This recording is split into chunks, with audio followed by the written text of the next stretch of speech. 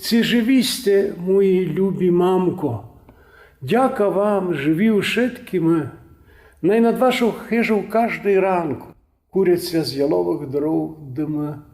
Пишуть ми уж вам без мене тяжко, сон пулий вам давить душу знов. Вам ся снить же з мене три п'яниці, в корчмі в лавр серця цідять кров. Що за сни? За що вам ся покута? Лемкоботних вас Господь спас.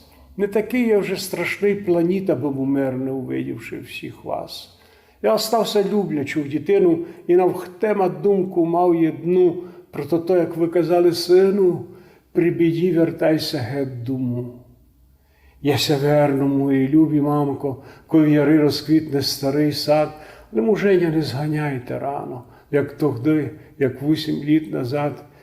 І вже не вчіться молити, бо старому вертення не є. Я і так вас буду всіх любити, доки вічна тьманя не пов'є. І порвіть думок страшних тих друтя. Я вас прошу, мамко, знов і знов, не ходіть так часто на розпуття, бися скорше стрітити знов.